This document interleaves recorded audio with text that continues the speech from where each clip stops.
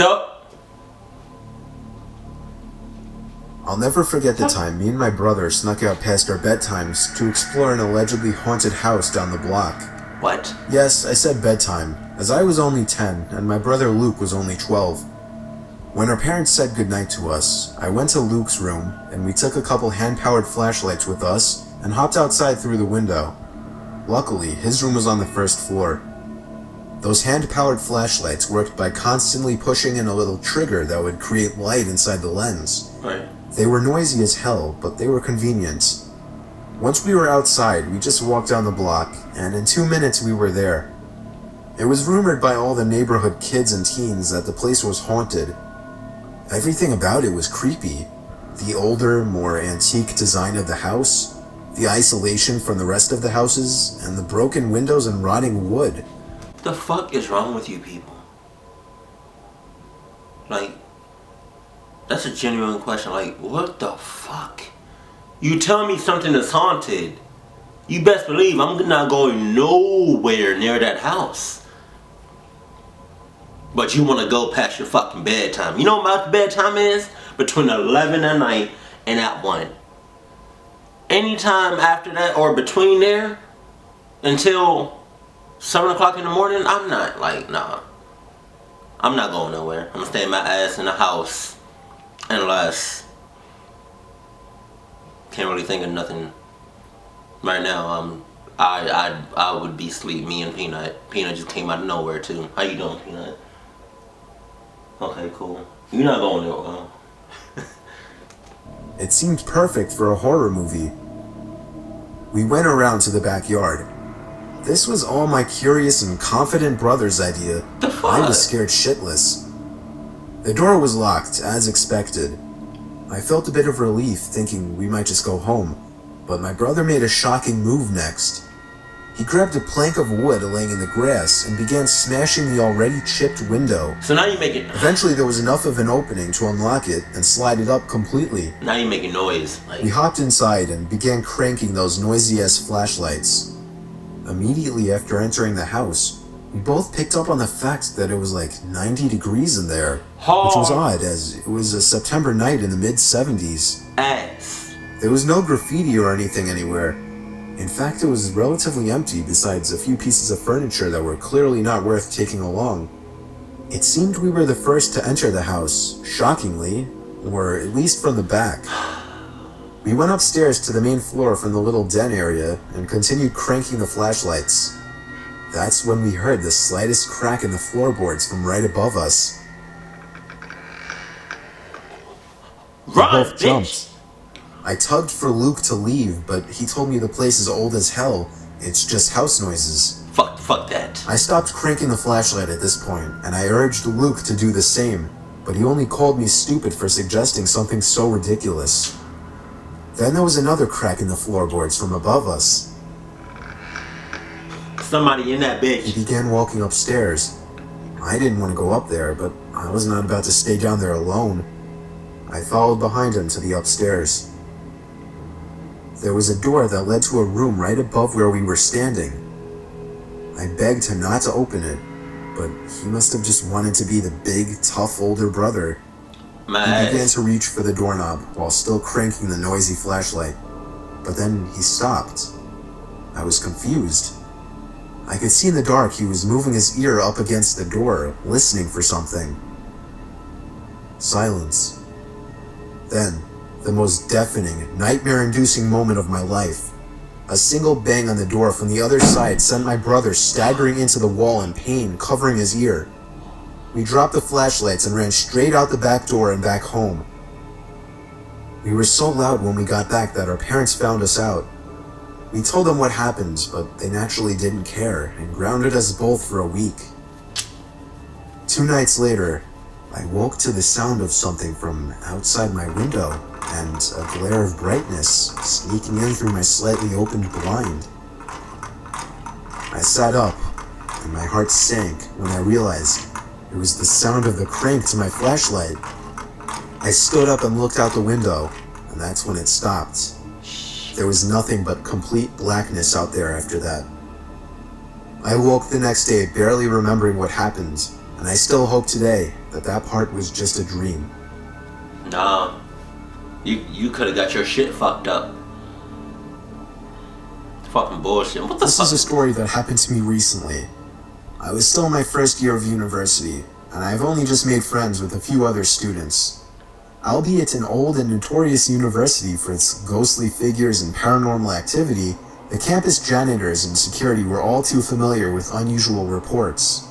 The art and design faculty was subjected to the oldest campus of the 4 separate buildings, and the block my class happened to progress in was the allegedly haunted section as well.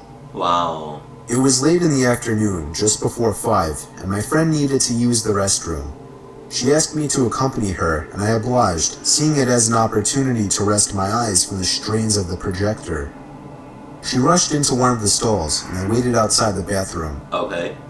Feeling that she would take longer than I initially anticipated, I decided to walk back to class without telling her. You dick. As soon as I sat down, she barged into the class, calling out for me. According to her claim, she heard the sink's tap turn on and thought it was me playing a prank. As she opened the door, she saw no one else in the restroom besides herself, yet the other stall next to her was locked from the inside. Thinking it was someone else on the toilet, she asked if it was me. No answer. Curious, she looked down the gap but saw no shoes or legs, yet heard feminine whispers and humming from that particular stall. No, you didn't. Frightened, she left without saying another word. Class ended and we went home, but the thought of the occurrence remained. We later learned from one of the janitors that no one should ever be in the restroom after 5 in the evening, Why? as there is a known ghost of a woman who resides in the stalls. Needless to say, as juniors in the university, my friends and I decided to never use the bathrooms after the designated time. No shit. I'm not in any way saying these claims are true, but everything I told you is true in regards to what I was told. Whether these things I was told by my friend and the janitor are true or not remains a mystery to me. If I hear some shit, what the fuck? This happened a few months ago while I was serving in Japan as a missionary for the Mormon Church. I was in the country for 2 years, and my time to return home was approaching. I was in my last area, Kyoto, a bustling tourist attraction, an ancient Japanese city I'd wanted to visit all my life. Anyway, it was late at night, and my companion and I were knocking on doors to see if anyone had interest in learning about Christ. We came across this one apartment building and decided to give it a shot. In Japan, there are 3 kinds of apartments: super luxurious suites, decent apartments with 4 to 5 rooms total, or ghetto as crap. This apartment was the latter. We were on the 2nd floor of this building and knocked on this one door. A middle-aged man in worn-out clothes answered with an awkward smile on his face. Being the kind missionaries we were, we introduced ourselves and asked him if he would like to learn about what we believe. No. Instead of giving us a direct answer, he invited us in. Nah. Usually, in missionary work, this is a good sign, but upon stepping foot into that apartment, I knew what we got ourselves into. Run back to... This apartment reeked with the smell of marijuana and urine. His apartment was puny: a small entryway, a door on the left leading into a bathroom, a small kitchen to the right, and a small multi-purpose room with a small kneeling table, TV, and bed. That's it. Judging by the way he was behaving and most of the decor in his apartment, I knew this guy definitely had some sins worth confessing. He sat us down on either side of the table and started to rant on about how he hates Christians and wants to kill them. Wow. That made my companion and I tense up a bit. But the man was plastered. In the time this was going on, he drank like 10 times his weight in booze. We just prayed and hoped he wouldn't recognize who we were and what he was telling us. Get out! Then he said, "I'm going to tell you a secret and you can't tell anyone."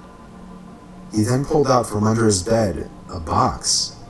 He opened it to reveal thousands and thousands of dollars worth of Japanese yen. Okay. And yes, it was authentic. We even examined it.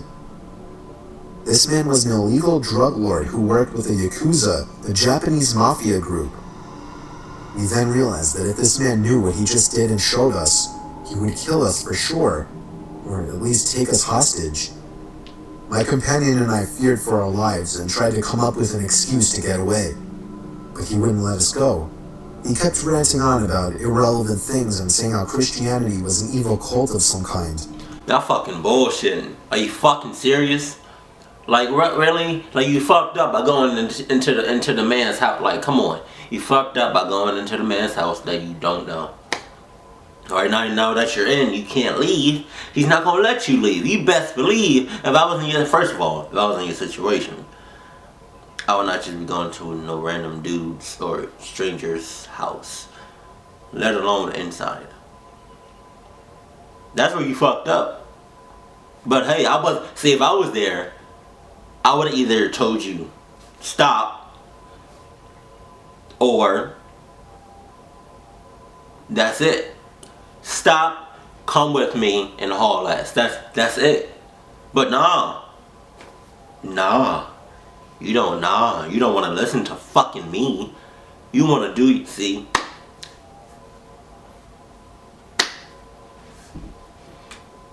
I don't know what else to say to you, like, cause what, that makes no fucking sense. Now he's not letting you leave. You better leave. I would have found some way out. I would have did something to leave his fucking premises. You best believe that. We tried to explain our side of the story, but there's no use in reasoning with a drunk drug lord who works for the Japanese mafia. It then got to the point where we practically had to run for the door. We said we were leaving, stood up, and quickly walked over to the door. The guy then stood up and began to reach for something in a box, but we never saw what it was.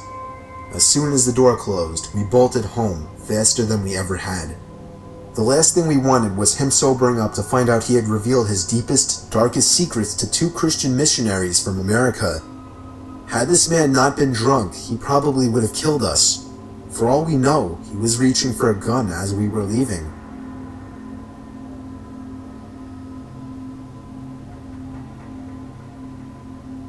When I was 15 years old, I was home alone one night for whatever reason.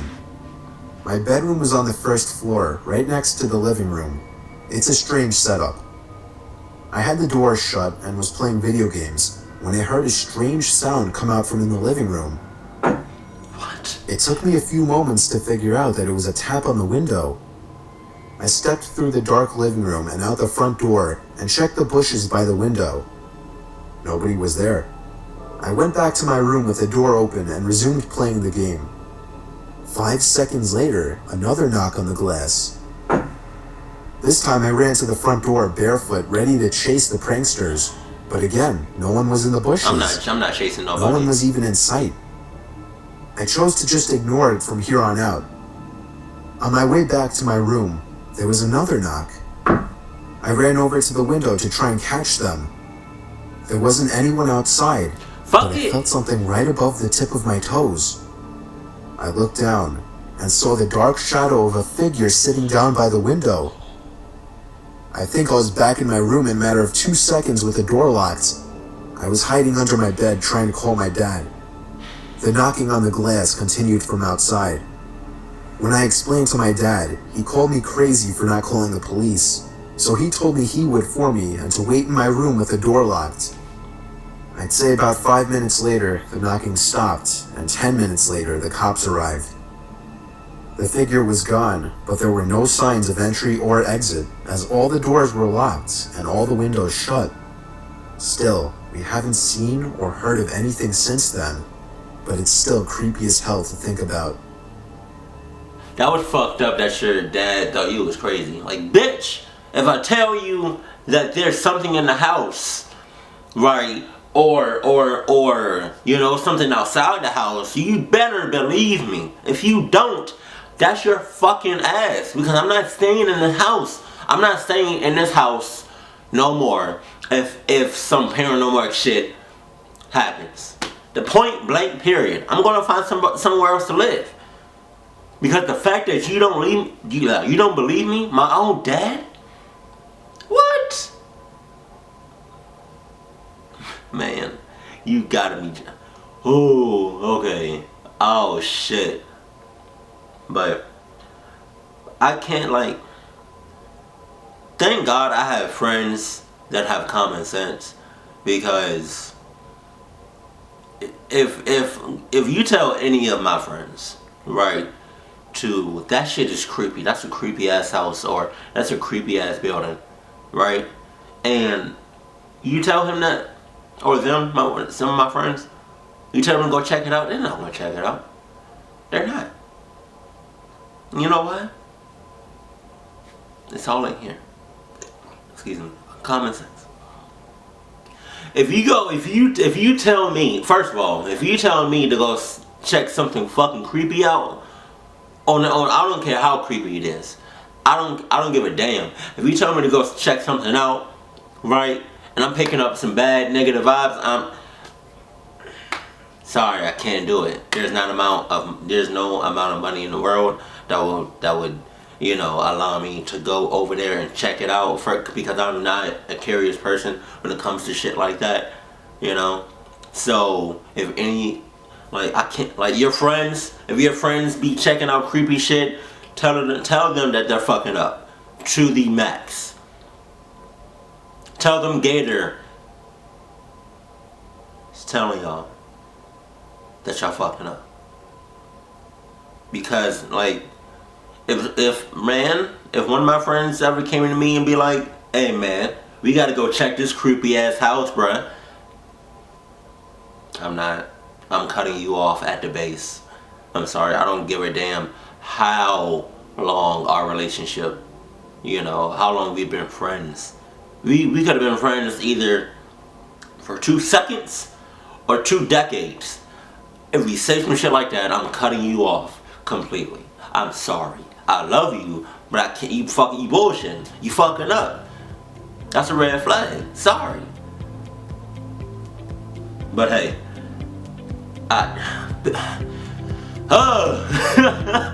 it's only so much I can say to the people that be bullshitting.